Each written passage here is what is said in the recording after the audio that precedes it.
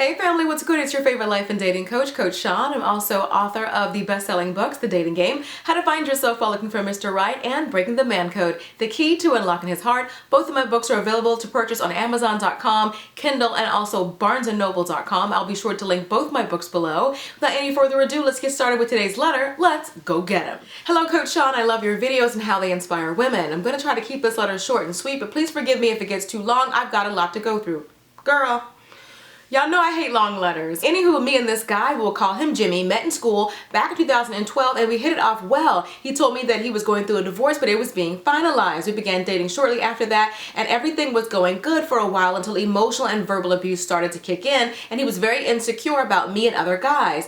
If I spoke my mind about anything, he would say that I was being difficult or tearing me down. He would call me all types of names. Needless to say, he later cheated on me with another woman while we were on a break for 2 weeks and he married her.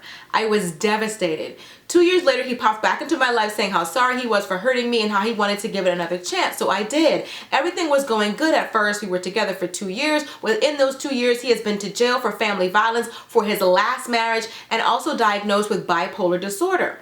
I was there for him through it all. He was living with his mom, he was sleeping on her couch, and I felt bad for him. I even decided to buy him a blow-up bed. I did the best that I could with what I had. I didn't have a lot of money because I was also living with my parents. We were even expecting our first child together, and we were going to get married, but I had a bad feeling about it all because he didn't have a job to support our household, let alone himself. But he kept pressuring me, saying we've been together long enough and he's getting older. He's 37 and I'm 25. But I was still unsure of the situation he was in. No car, no place to stay besides his mom's house, and no job. I wasn't about to support a grown man with a baby on the way. He would accuse me saying that I didn't want to marry him because I was seeing someone else, which is not true. I just got tired of all the emotional abuse and insecure ways, so I stopped talking to him for about 2 weeks. He would text me, but I wouldn't respond. I just needed a break. After the 2 weeks, when I was ready to talk to him again, he told me that he had gotten married again to his ex-wife from 3 years ago. He was saying that she was the only one who ever had his back since day one. Like, really? And that we couldn't talk anymore, and that when the baby comes, let him know. I was so hurt. I left a long, nasty message about how I felt about him. He called me a, I'm gonna say, garden tool. And he told me that he left me because I was cheating on him and that he doesn't think the baby is his. I was so angry. So now I'm 5 months pregnant and alone, and it really sucks because this is someone who I really truly loved, and for him to sit there and tell these lies really hurts. I mean, what makes these other women so much better than me? Girl, that's your question? I really need your advice on how to overcome this and be the best mother I can be to my child. Honestly, I feel like you're asking me the wrong questions. You want to know why this man, who's in and out of jail, bipolar, you didn't say anything about him taking medication for being bipolar, he marries a new woman every time you guys break up for more than 2 weeks, and you're asking me, what do these other women have on you? What makes them better than you? The only way that they're better than you is that putting up with his drama, putting up with all of his shenanigans. That's the only way, the only area that they're better than you at. And the only reason why he wants them is because he can do whatever he wants to them. You're the only one that ever sounds like you put up a fight. You can go 2 weeks without talking to him. You don't want to settle for somebody who has no car, no job, sleeping on his mom's couch, in and out of jail. Doesn't sound like he's on any medication for his bipolar disorder. Like, you're the only one who actually has somewhat of some standards. So why would you want to give all that up by still wanting him? The ex-wife marrying him for the second time, she didn't win a prize by getting this man. As far as I'm concerned, she lost twice. Because you didn't learn your lesson good enough the first time. So now you're gonna get married to him again, and not to mention he went to jail for some kind of physical abuse, some kind of violence towards the first wife. She's the one, like, he has a habit of picking women who have a self-esteem issue. And I'm not trying to say this to be mean or rude, but only someone with low self-esteem would entertain him. All this drama, and you make him sound like he's a good man. In what way? Where? And then he has the nerve to not only not want to be with you, not only marry somebody while you guys are only on a 2-week break for the second time, but now he doesn't want to be a father to your child. You went into all of this with the lowest expectations of a man I think I've ever seen. What did he have to do to get you? What did he have to do to earn your love, your trust, any of that? So now he's going to be a father. He can barely be a boyfriend. So the only point in the letter where you sounded empowered and like the strong woman that I know that you can be is when you said that you were not willing to take care of a grown man and your baby. But you got all these revelations way too late. It's like now you're starting to get it. The stronger you are, the less he's going to be attracted to you. Because men like that, like a weak-minded woman, and you're not that anymore. And that's the part I actually applaud you for. You're getting your strength, but don't lose it. Don't second guess your decision by standing up for yourself and having some standards and expecting him to rise to the level of your standards instead of you lowering them by asking, what do they have over you? Because the answer is nothing. Matter of fact, that's not true. The only thing the other women have over you is a higher tolerance for his foolishness. And you have got, the older that you're getting, the more you're starting to realize that he's actually not as amazing as I thought he was. When you're truly in love, it can be really blinding. And oftentimes you don't see the other person for who and what they truly are until you take a step back. And I'm grateful that you took that time to take a step back. And the more you look at him from afar, the more you're going to realize how blessed you are that you escaped him. This man he's all about mind games. Because there's no way. Every time you look, he's accusing you of cheating. Yet, within 2 weeks, he married somebody else. You think he got with the girl a day after you guys quote unquote, broke up? No. That means he was already cheating on you the entire time. They have already been in communication. So, the fact that he married the girl within 2 weeks is like, of course, she was ready. She was waiting. The fact that he's 37 doesn't mean anything. This is one of those times where you say age, nothing but a number. He's older, but he darn sure isn't wiser. And he's not more mature. And he's not more responsible. 37 years old, just marrying women willy-nilly, has no respect for the sanctity of marriage. Marriage means nothing to him. If not all men, I know I'm like talking really fast because I'm hype on this one. Not all men are afraid of marriage. Some of the ones who actually are afraid of marriage are the ones that know that when they get married, they're actually gonna change. And they actually have to change. But some of these men who have no problem with marriage because they know nothing's going to change. I'm going to marry you and I'm still going to live like I'm single. And he's one of those kind of guys.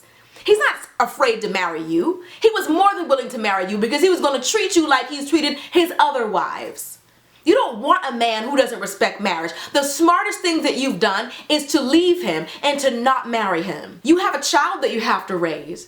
So this isn't about you and him anymore. You can't afford to have a child growing up and seeing all of this dysfunction. If not for your own sake, for your child's sake, you need to limit your contact with him. And the fact that he's so willing to be like, tell me when the baby is born, I don't understand how that could even be attractive. You're still asking me, what do these other women have that I don't? And this man told you to tell him, call me when the baby's born.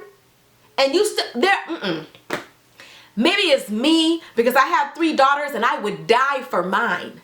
So if somebody acts like they don't want my babies, then you don't deserve me. Absolutely not. You're asking me the wrong questions, and that's why I'm so passionate about it. What do they have over you? Nothing.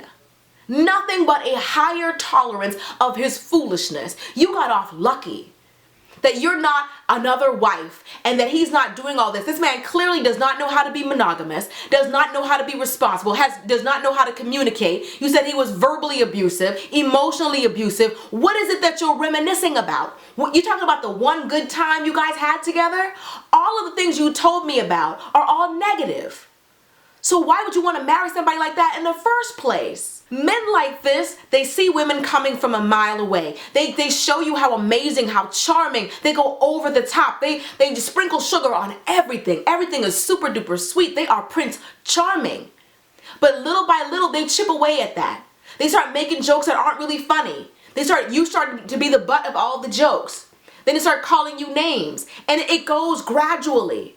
And you stay because you remember that sweet, charming man that you first got with. The man that he was for about 90 days. You reminisce and you stay for years. He may, number 1, never be that man again. And number 2, was pretending to be that man all along. But this is who he is.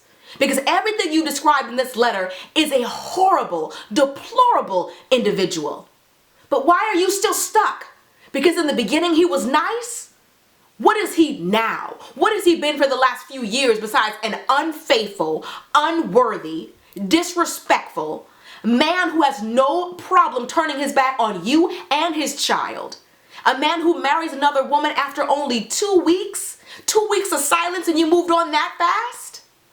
And then he got the nerve to call you and tell you about it? Girl, stop asking me about these other women and start asking more questions about yourself. How can I be better? How can I heal? Focus on you. Now that he's out of your life, you need to get him out of your head and out of your heart. The only communication you need to be having with him is with regard to the child that you both share. But as far as like letting him back in to the most sensitive, most intimate parts of you, absolutely not. Never let yourself forget that this is who he is. Whenever, reprogram your phone for his name to say liar and a cheat every time it rings. That way you don't forget about who he now is. Every time it rings, liar and a cheat. Hello? If that's what it takes to keep you focused. I just recently did a video about 3 ways to live a more positive life. I'm going to link that video on the screen and also below. But tip number 2 in that video is to be able to say whenever something negative or really bad happens to you, this is good because ... I want you to say that. I want you to write out a list of the reasons why breaking up with him is good.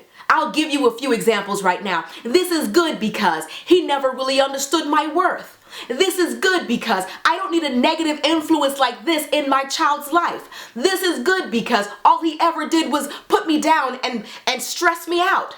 This is good because he had no money. This is good. Like I could give you example after example about why this is a good thing that he's no longer with you. But I need you to do it. And whenever you have any doubts or whenever you feel weak and like you want to give up or go back to him, I want you to read that list.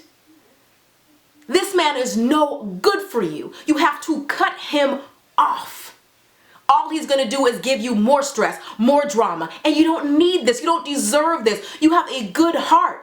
But your self-esteem needs work, honey. You got to build that up. A woman with good self-esteem would have never let it get this far.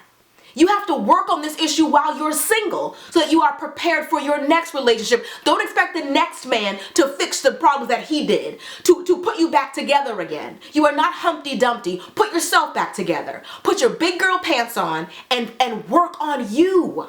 Not just for your sake, but for the sake of your child. He was never good to you. Stop deluding yourself into thinking that your Prince Charming has found a new princess. He was always a frog, honey. He was always a frog. You hear me?